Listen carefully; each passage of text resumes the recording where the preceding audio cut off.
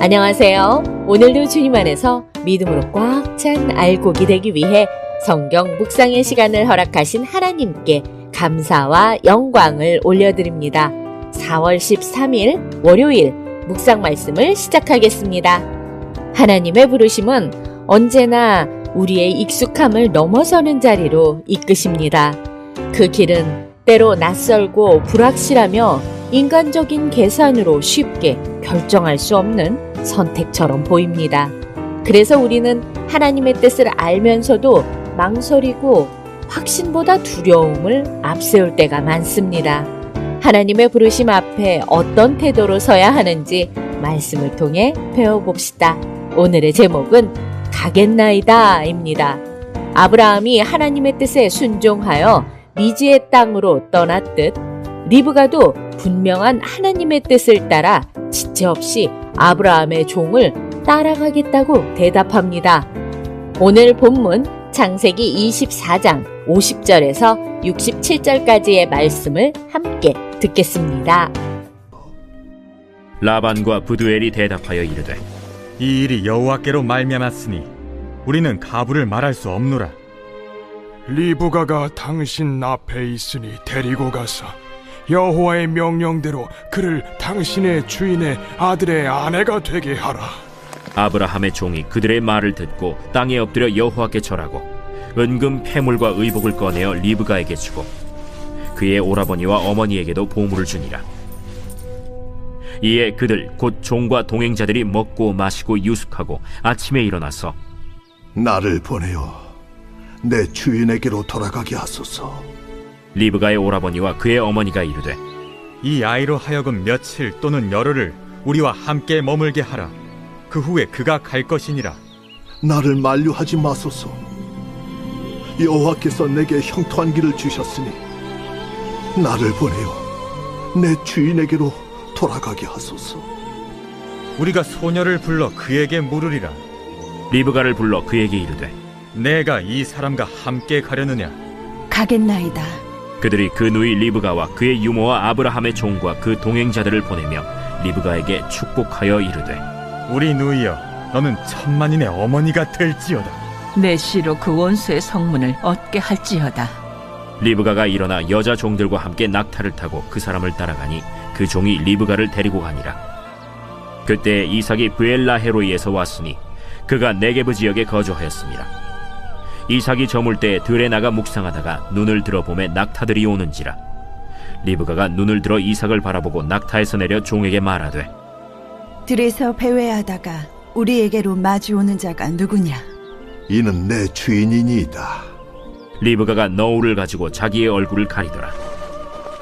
종이 그 행한 일을 다 이삭에게 아뢰매 이삭이 리브가를 인도하여 그의 어머니 사라의 장막으로 드리고 그를 맞이하여 아내로 삼고 사랑하였으니 이삭이 그의 어머니를 장례한 후에 위로를 얻었더라. 오늘 우리에게 주시는 교훈은 무엇일까요? 창세기 24장 28절에서 49절 말씀을 보시면 하나님의 인도하심은 우연처럼 보이는 순간들 속에서도 분명하게 드러납니다. 아브라함의 종은 자신이 걸어온 여정을 돌아보며 그 모든 과정이 여호와의 사자의 인도하심이었음을 고백합니다. 한 걸음 한 걸음이 자신의 지혜나 능력이 아니라 앞서가신 하나님의 손길이었음을 깨닫는 순간입니다. 지나온 길을 돌아볼 때 우리는 비로소 알게 됩니다. 우리가 하나님의 인도함을 받으며 살아왔다는 사실을 깨달으며 결과를 염려하기보다 가장 선한 길로 이끄시는 하나님의 손길을 신뢰하며 오늘의 본문으로 이어갑니다. 50절에서 58절 말씀을 보시면 리브가는 모든 상황을 전해 듣고 가겠나이다 라고 반응합니다. 익숙한 가족과 환경을 떠나 한 번도 보지 못한 미래를 향해 나아가는 결정은 결코 쉬운 일이 아닙니다. 그러나 그녀는 하나님의 인도하심을 신뢰하며 지체하지 않고 순종합니다. 우리는 하나님의 부르심 앞에서 인간이 보일 수 있는 가장 온전한 믿음의 반응을 보게 됩니다. 이는 하나님의 섭리적 부르심과 인간의 자발적 순종이 만나는 지점이며 참된 믿음은 이해를 넘어 순종으로 나아간다는 사실을 보여줍니다. 하나님의 뜻을 알면서도 계산하며 머뭇거리기보다 신뢰로 반응하는 삶을 살아갑시다. 59절에서 67절 말씀을 보시면 리브가의 순종 이후 모든 여정은 하나님의 세밀한 인도하심 가운데 진행됩니다. 마침내 이삭과의 만남에 이르기까지 하나님의 계획은 한치의 오차도 없이 이루어집니다. 이 장면은 하나님의 언약이 단순한 약속이 아니라 실제 역사 속에서 성취되는 살아있는 말씀임을 보여줍니다. 하나님은 부르시고 인도하시며 결국 그 뜻을 완성하시는 분입니다. 우리의 순종은 그 거대한 구속사의 흐름 속에 참여하는 통로가 됩니다. 우리는 결과를 두려워하며 순종을 미루지 않고 하나님께서 시작하신 일은 반드시 이루신다는 믿음으로 맡겨진 길을 끝까지 함께 걸어갑시다.